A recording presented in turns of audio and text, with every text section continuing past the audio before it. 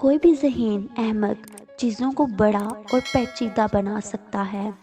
اس کے لیے ذہانت کا ایک لمس ہوتا ہے اور مخالف سمت میں جانے کے لیے بہت ہمت کی ضرورت ہوتی ہے۔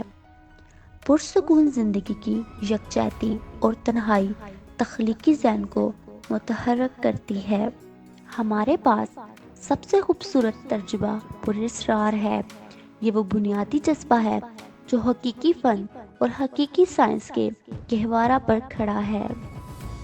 دو چیزیں لامحدود ہیں، کائنات اور انسانی حماقت، اور مجھے کائنات کے بارے میں یقین نہیں ہے۔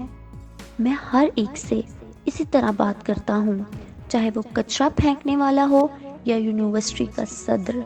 خالص ریاضی اپنے طریقے سے منطقی خیالات کی شاعری ہے۔ انسان کو چاہیے کہ وہ تلاش کرے جو ہے، نہ کہ اس کے لیے جو وہ سمجھتا ہے کہ ہونا چاہیے۔ میں بہت کم الفاظ میں سوچتا ہوں، ایک خیال آتا ہے اور میں بعد میں اسے الفاظ میں بیان کرنے کی کوشش کر سکتا ہوں۔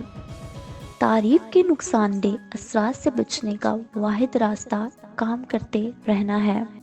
ایسا نہیں ہے کہ میں اتنا ہوشیار ہوں، کہ صرف اتنا ہے کہ میں زیادہ دیر تک مسائل سے دوچار رہتا ہوں۔ میرے پاس کوئی خاص ہنر نہیں ہے، میں صرف جذباتی طور پر متجسس ہوں۔ تخلیقی اظہار اور علمی خوشی کو بیدار کرنا استاد کا اعلیٰ ترین فن ہے۔ ایک بار جب ہم اپنی حدود کو قبول کر لیتے ہیں تو ہم ان سے آگے بڑھ جاتے ہیں۔ ہم مسائل کو اسی قسم کی سوچ کا استعمال کر کر حل نہیں کر سکتے جو ہم نے ان کو بناتے وقت استعمال کیا تھا۔ بھیڑیوں کے ریوڑ کا ایک بے عیب رکن بنانے کے لیے سب سے بڑھ کر ایک بھیڑ ہونا ضروری ہے۔ وہ شخص جس نے کبھی غلطی نہیں کی، اس نے کبھی کوئی نئی کوشش نہیں کی۔ ایک انسان ایک پوری کائنات کا حصہ ہے جسے ہم کائنات کہتے ہیں۔ پاگل پن ایک ہی چیز کو بار بار کرنا اور مختلف نتائج کی توقع رکھنا۔ ایک خوش آدمی حال سے اتنا مطمئن ہوتا ہے کہ مستقبل پر بہت زیادہ غور نہیں کرتا۔ آپ مجھ سے پوچھتے ہیں کہ میں اپنے عظیم خیالات کو ریکارڈ کرنے کے لیے ایک نوٹ بک رکھتا ہوں۔ میرے پاس صرف ایک ہی تھا۔ اگر آپ اسے آسانی سے بیان نہیں کر سکتے تو آپ اسے اچھے طریقے سے نہیں سمجھ سکتے۔ کوئی بھی تجربہ مجھے درست ثابت نہیں کر سکتا، ایک تجربہ مجھے غلط ثابت کر سکتا ہے۔ کامیاب آدمی بننے کی کوشش نہ کریں، بلکہ ایک قابل قدر آدمی بننے کی کوشش کریں۔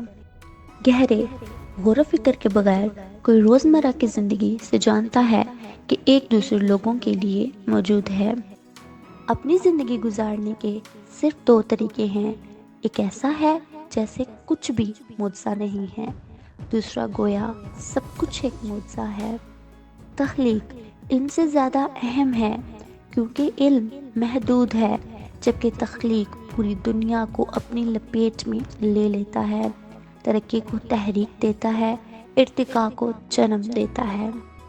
کسی بھی مسئلے کو شعور کی اس سطح سے حل کیا جا سکتا ہے کہ جس نے اسے پیدا کیا ہے۔ ایک بار جب آپ سیکھنا چھوڑ دیتے ہیں تو آپ مرنا شروع کر دیتے ہیں۔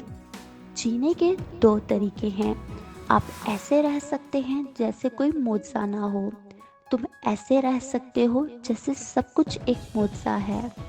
ان لوگوں کی تعداد کم ہے جو اپنی آنکھوں سے دیکھتے ہیں اور اپنے دماغ سے سوچتے ہیں۔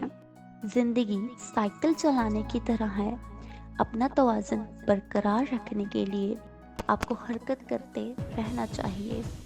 قوت کے ذریعے امن قائم نہیں کیا جا سکتا، یہ صرف افہام اور تفہیم سے حاصل کیا جا سکتا ہے۔ فطرت کی گہرائی میں دیکھیے اور پھر آپ سب کچھ بہتر طور پر سمجھ جائیں گے۔ نئے سوالات، نئے امکانات، پرانے مسائل کو نئے زاویے سے دیکھنے کے لیے تخلیق کی ضرورت ہوتی ہے، اور سائنس میں حقیقی ترقی کی نشاندہی کرتی ہے۔ دنیا کی سب سے ناقابل فہم چیز یہ ہے کہ یہ قابل فہم ہے۔ تخلیق ہی سب کچھ ہے۔ یہ زندگی کے آنے والے پرکشش مقامات کا پیش نظارہ ہے۔ صرف دوسروں کے لیے جینے والی زندگی یہ قابل قدر ہے۔ میں مہینوں اور سالوں سے سوچتا ہوں، 99 بار نتیجہ غلط ہے، 100ویں بار میں صحیح ہوں۔ اختیار کا غیر سوچنا احترام سچ کا سب سے بڑا دشمن ہے۔ جس نے کبھی غلطی نہیں کی، اس نے کبھی کوئی نیک کوشش نہیں کی۔ ہر چیز کو ہر ممکن حد تک آسان بنایا جانا چاہیے، لیکن آسان نہیں۔ کل سے سیکھو، آج کے لیے جیو، کل کے لیے امید رکھو۔ اہم بات یہ ہے کہ سوال کرنا بند نہ کریں۔ تعلیم وہ ہے جو اسکول میں سیکھی ہوئی چیزوں کو بھول جانے کے بعد باقی رہ جاتی ہے۔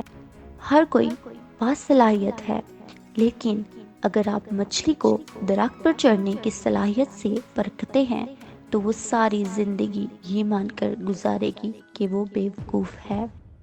کوئی بھی آدمی جو بہت زیادہ پڑھتا ہے اور اپنے دماغ کو بہت کم استعمال کرتا ہے، وہ سوچنے کی سست عادت میں پڑ جاتا ہے۔ عقل عام طور پر 18 سال تک پہنچنے سے پہلے ذہن میں رکھے گئے تعصبات کے ذخیرے سے زیادہ کچھ نہیں ہے۔ ایک وقت ایسا آتا ہے جب دماغ علم کا ایک اعلیٰ تیارہ لے جاتا ہے، لیکن یہ کبھی ثابت نہیں کر سکتا کہ وہ وہاں کیسے پہنچا۔ اہم بات یہ ہے کہ سوال کرنا بند نہ کریں۔ رویے کی کمزوری کردار کی کمزوری بن جاتی ہے۔